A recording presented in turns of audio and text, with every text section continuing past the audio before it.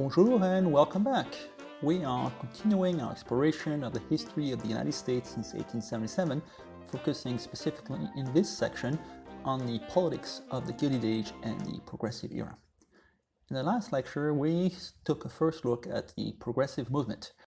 I will not go over the material a second time, but the big story is that these were a group of reformers from the northeastern cities like New York and Boston, and that they grew very angry in the late 19th century because, one, the competition did not work as well in the economic sector. Then you had big trusts that would abuse customers and competitors.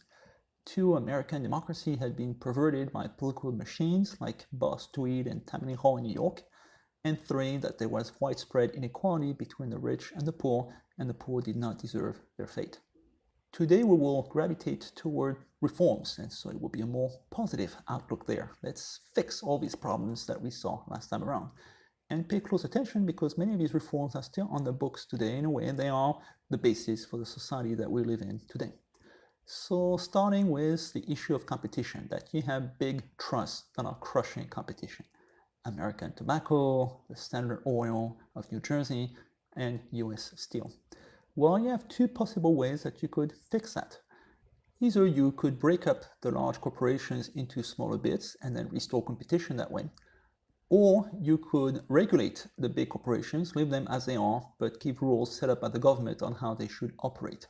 This is the essence of a divide that you had between the two leading progressives of the period, Teddy Roosevelt and Woodrow Wilson, who competed against one another in the 1912 election. Teddy Roosevelt was the advocate of new nationalism and Woodrow Wilson of new freedom. But in practice, the progressives tended to do both. Let's start with the idea of breaking up large companies, what was called antitrust legislation. Remember that a trust is a large company. Where you have two laws that were passed, one kind of the very beginning of the Progressive Era, the Sherman Act of 1890, and then one more under the Woodrow Wilson presidency, the Clayton Act of 1914.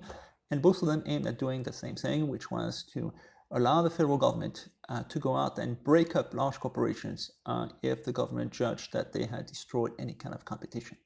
And this was actually used on multiple occasions to break up the likes of American Tobacco or the Standard Oil of New Jersey. And in fact, many of the tobacco companies that we have in the US today, like RJR Reynolds and such, same thing with the big oil companies like Exxon and such. These are the descendants of companies that used to be a single one before. These laws are still on the books, so they've been used even long after the Progressive Era. In the 60s and 70s, there was a big antitrust case against AT&T, which used to be a huge company, kind of monopolizing the telephone business. The company still exists, but it was divided into smaller bits, and that's why you have what were called the baby bells, B-E-L-L. And the law was also used again in the 1990s against Microsoft, that used to dominate the software industry for personal computers. So in that case, Bill Gates must have had good lawyers because he managed to avoid being broken apart into smaller bits. But in many ways, we still are facing the same issue. Whenever you have a merger of two airlines or two other companies, people start wondering, well, what kind of competition do we have if we're down to 3 or 4 major airlines in the US that can raise prices? And they have, of course, to use those antitrust laws from the Progressive Era to break large companies. The other solution would be to regulate the big companies, and that's a big change from what came before. Remember that the conservatives had been all about letting private enterprise do its things unfettered by the big government. While the progressives are quite different. They think that the federal government should act through an act of Congress to change things. A good example would be in 1906 when The Jungle came out as a novel. Remember that this is the novel that uncovered all the unsavory practices in the meat packing industry in Chicago. Well, that led to the creation of the Food and Drug Act, and that's kind of the ancestor of what today would be all the inspection of meat and the Food and Drug Administration. And the whole idea was that whenever you want to sell food to the public or drugs, and I mean medical drugs, some administration should kind of look up into it. And you can't have what you used to have in the US, which is quack doctors going to a local town and selling, typically it's alcohol with opium and sugar in it, and snake oil, you might call that, and claiming that this would have medicinal properties. Nowadays, you can't sell drugs to the public like that unless you have proven through a double-blind medical trial that they actually work. So that's the legacy of that period. Another way to regulate the economy would be through the Federal Reserve. And most of you don't know what that is. It's not that present in the public imagination, but it's very important as a way to legislate in the banking sector and how money is created and regulating banks. For the longest time, the US did not have a central bank. Well, it had one, and then this was destroyed by Andrew Jackson back in the early 19th century. So this was recreated as a way to diminish the power of all the big banks. That's created in 1912, as I recall, thereabout. There would be another big wave of regulation in the 1930s during the Great Depression, where people are again very, very angry at banks. And then many of these regulations would be pulled out during the Clinton presidency in the 1990s, which led to excess speculation in the stock market and eventually led to the Great Recession of 2008 and the passage of another bevy of regulations under the Obama administration. So you can see how there's a long history of that, of people wondering whether you should let the market in Wall Street act completely on its own, or whether you should regulate what the bankers do, and it pretty much depends on how well the economy is doing. Whenever things go south, people get angry at the bankers, and you set up new regulations, and then the minute the economy is doing better, those regulations are lifted until there's another big crisis, and then you go back to regulating the sector. So the Federal Reserve in the case of the progressive era. What about the second problem, which is the fact that democracy has been taken over by corrupt party hacks? Well, the solution to that for progressives was electing, and more elections.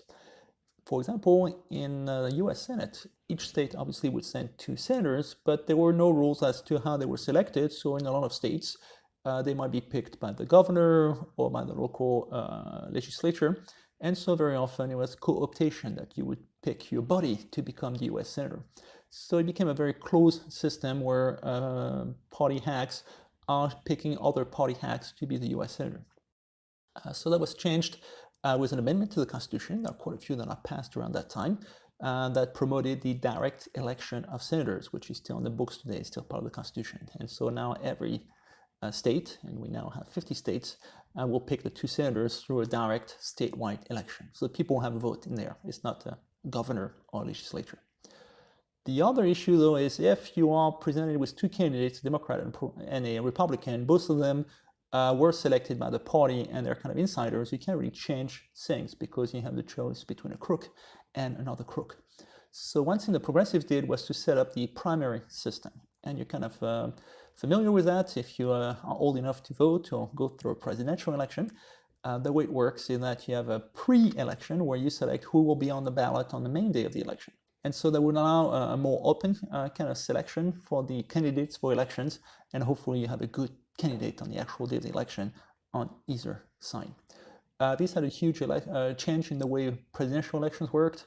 When we talked about William Jennings Bryan, I told you the Democratic National Convention, same thing for the Republicans, used to be free-for-alls, where people go there and just about everybody could be selected during the convention as a future candidate. Nowadays, you have a long cycle of primaries, or in some cases caucuses, where it's just a year before, where all the electors get to pick who is going to be their main candidate as a Democratic or Republican. So that's a legacy from that period. What happens, though, if the person you elected turns out to be a crook after all, despite having a primary and a direct election? Well, the progressive solution was, well, let's have another election. This one, it will be called a recall election, where if you're not happy with the governor that you have, and that's usually something they use against governors in different state constitutions, you can have an election maybe 1 year into the term of office, even if they were elected for 4 years, and then ask people for a second time, are you sure you want that governor to remain in office? And that's a recall election. And if they lose that election, they might be kicked out before their normal term is over. If you remember Arnold Schwarzenegger, who was elected governor of California something like 10, 20 years ago, that's how he became governor of California. The previous governor had been recalled. Another method would be to bypass politicians altogether and ask a question directly to the people. And that would be called a referendum, or sometimes called a plebiscite. So what's the difference between a referendum and a local election? Well, a regular election is when you elect a person. I want that person to be my mayor or my governor or my president. And then they'll get to decide on their own on issues. So it's a 2-step democracy. You pick a person, and that person will rule the country on your behalf. A referendum would be when you're asked about a specific question. Do you want to raise taxes by this much to help finance a local high school? Or are you in favor or opposed to the legalization of marijuana in the state of California? There are quite a few states that have that on the ballot, especially on the West Coast. Places like Oregon or California tend to have a lot of referendums. And that's a way to make sure that you bring the issue directly to the people. This way, the entire political class is bypassed altogether. And the progressives loved that idea. Or another way that you could appeal to the people, and we'll get into more detail when we get to the lecture on Teddy Roosevelt, would be to appeal directly to the people and tell them to lobby their congressmen and to write them a letter to push them to vote on a specific law in the US Congress. Teddy Roosevelt called that using the bully pulpit. So if you ever go to an election nowadays and you're complaining because you're supposed to vote for 10 different representatives, aldermen, judges, governor, state senator, senator to the US Senate, and then another 10 referendums on some obscure issues, and you say that's way too complicated, well, you can blame the progressives for that. They instituted that system, which in a way was strengthening American democracy, but also undermined it because it made it kind of complicated. And for many voters, it was just too much voting all the time, and the rate of participation actually went down. If you are a person had a tie to the local party boss because he had given you a job, that might have been corrupt, but that was tangible. It might be less interesting to go vote on some referendum on some local issue you don't care that much about. And that's another long-term legacy of the progressive era. The voting rate has gone down and is still down in many presidential elections, even to the present time. Even for a big election like president, the voting rate will be 50% or thereabout. And if you go to an off-year election for some local issue, you might only have 10% of the voters that bother to vote. So that's one of the major issues today. But in your case, since you're taking a class in modern US history and you're going to be a very informed voter, you know what to do now. Go out and vote. Fulfill the mandate given to you by progressives 100 years ago. What about the third problem, and that would be the issue with social inequality? Well, they had solutions to that too. The progressives thought that government should fix everything, and they did. And that's when they instituted the income tax, which did not exist, meaning that every April 15th, you're supposed to give money to Uncle Sam based on how much income you have. What is so progressive that income tax? The progressive nature is that this is a graduated income tax, meaning that the more you earn, the higher your bracket will be. If you are earning just a tiny bit amount of money and you fall below a certain threshold, you will not have to pay income tax at all. In fact, under the current system, you would get an earned income credit, so you might actually get money back more than you put into it. If, on the other hand, you're a multi-millionaire making a huge package, then nowadays your income tax rate will be around 30%, and it's kind of graduated in between 10, 20, 25% brackets. So the more you earn, the more you pay, and that's what makes it progressive, as opposed to other taxes that are called regressive taxes, in that they are the same for everybody.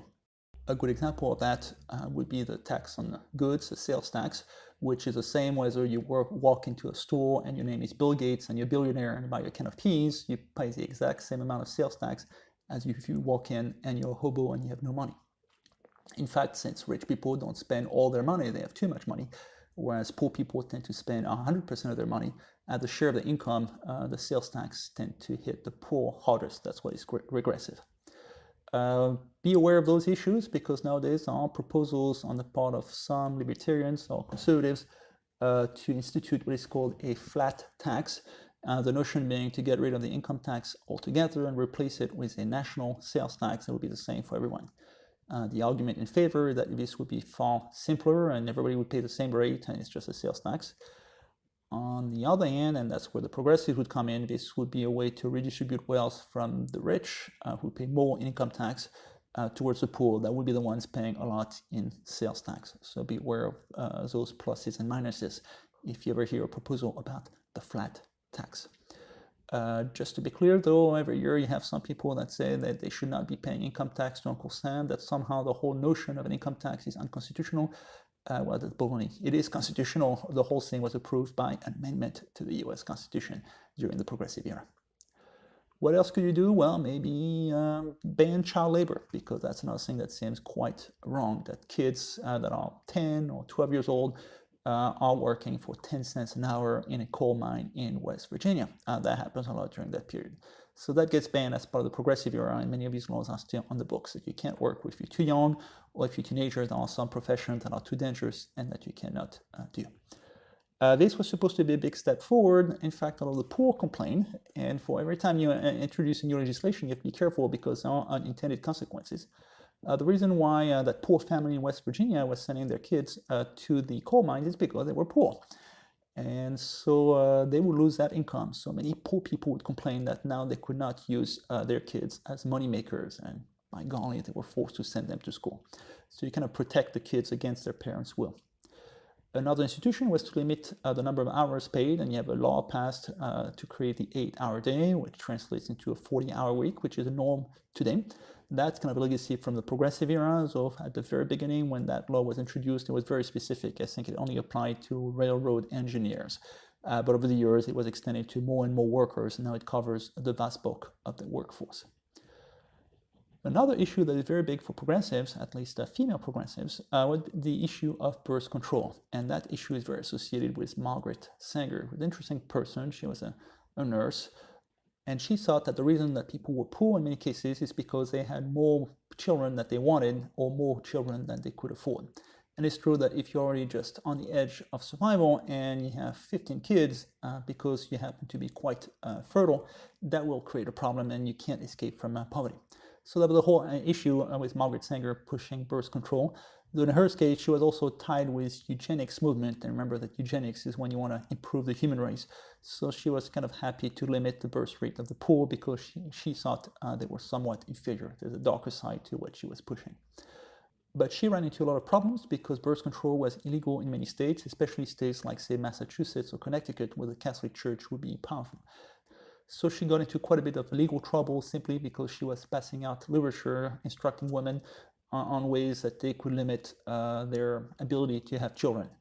Whether it's using the temperature method to track their cycle, or using condoms or the like. The birth control pill was not yet available back then. This issue has been largely won. The birth control pill was legalized in 1960, and so were most other methods of contraception around that time. And then in 1973, abortion itself became legal. Mostly won, I should say, because still today you have some debates over the case of abortion, but even over birth control. When Obamacare was passed, there was some resistance by some employers because the law mandated that everybody should cover birth control pills. Also, when there was an attempt early in the Trump administration to repeal Obamacare, the law that would have replaced it and ended up not passing would also have made it optional to reimburse birth control for women. So that has led to a lot of complaints by people in Planned Parenthood, the institution created by Margaret Sanger originally, that these battles are not quite won altogether. Same thing when you have debates at the state level over what is taught in sex education. Many states, including Louisiana where I live, would have a kind of an abstinence-only education, thus not teaching some of the things that Margaret Sanger would have been teaching 100 years ago. So stay tuned for that one. So she was sent to prison for that, and also for being active in the suffragette movement, which is the other big women's movement associated with that period. The desire by those reformers, many of whom are women, to get the right to vote. Some of them did in the US. Wyoming, I think, is the first state to legalize female voting, but at the national level, that was not the case. Until yet another amendment was passed. The 19th Amendment passed in 1920. Speaking of amendments connected to the female suffrage, there's another amendment that feminists have tried to get approved. It's called the Equal Rights Amendment. There was a big campaign to get it ratified in the 1970s, so we'll get back to it when we get to the feminist movement of the 70s. So all of these would seem fairly forward-looking. On the negative side, the progressives tended to be quite bigoted, especially among immigrants and people of color. One of the leading progressives on the West Coast in California was a man called Johnson, who acted as governor of California and also as senator, and is very progressive. He supported all these things that I just mentioned. On the other hand, he also hated Asians, and so he was behind a ban on immigration to the West Coast from places like China or Japan. You actually have a law passed in the late 19th century that bans immigration from China altogether. Why from China specifically? Well, purely on racial grounds. You don't want Asians on the West Coast. Many progressives supported that. You take a person like Teddy Roosevelt and read some of his speeches, and he had the most atrocious statements about race because he reflected the racial views of his time, or at least the racial views of a rich white New Yorker like Teddy Roosevelt. Woodrow Wilson, another major progressive, when he came to the White House, he decided to reinstitute segregation, meaning racial segregation, in the ranks of the federal government, where it had been abolished before. That was in keeping with much of his support within the Democratic Party, which was very, very strong among whites in the South back then. And so he reintroduced that in the federal government. I also had a screening of Birth of a Nation, the very racist movie about the Ku Klux Klan defending white women in the South. And if you read comments that Woodrow Wilson made about people in Latin America, when he intervened in Latin America a lot, about people that are black in Haiti or mixed race people in the Dominican Republic, both of which places he invaded, these comments are pretty awful. Another movement associated with the progressive movement that tends to be a bit iffy would be the temperance movement. This was just a way that people referred to banning alcohol, and it was a big cause of some female progressives. Why would they oppose it? Well, in large part as a way to defend women and children. The notion was that men would get their paychecks on Saturday, and instead of bringing the money back to their hungry children, they would go straight to the nearest bar and then drink the night away, and if they ever showed up at home, it would be at 4 a.m., pissed drunk, and then would beat their wife and kids to a pulp. So you would have to ban alcohol in order to defend the women and the children.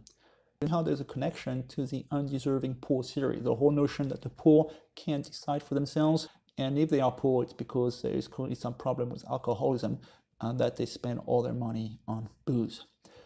That campaign for a long time was not too successful until World War I came along, and there was a shortage of grain due to the war, and it was thought it would be better to use the grain for food rather than making bourbon and the like. And that led eventually to the passage of the yet another amendment to the Constitution, the one that instituted prohibition. So throughout the 1920s, as a result of the progressive movement, you cannot buy or sell alcohol, at least legally, in the US. The one difference with that particular amendment is that it was eventually repealed in the 1930s. So you have two amendments, one to institute it and one to repeal it. Even then, we still live with the legacy of prohibition to some extent. Even today, there are some areas of the country that have dry counties where alcohol can still not be sold or consumed. Many areas will have laws saying that you cannot sell hard liquor on Sunday, for example. And throughout the United States, there is a drinking age typically starting at 21, which is kind of odd because for everything else, the age of responsibility is much earlier. You can drive a vehicle at the age of 16. You can vote at the age of 18. You can be drafted at the age of 18. In many states, at 14, 15, you are legally responsible and can be sent to prison for life, or even for a while, you could be sentenced to death. The one thing that you could not be trusted with was a can of beer. I think there's something a bit silly about that, but then I grew up in a country, France, where you can go into a bar at age 16. Well, that's it for today. Quite a lot on our plate. We saw a lot of regulations coming out of the progressive era, whether it's to restore competition to the marketplace, to institute a lot of elections in the democratic circles, and to try to bridge the gap between the rich and the poor and protect women. Some of these laws having some unintended consequences. What we'll do in the next lecture will be to look at one particular progressive in much greater depth, and that would be Theodore Roosevelt, Republican president from 1901 to 1909, and then progressive candidate unsuccessfully in the 1912 election. Au revoir and goodbye.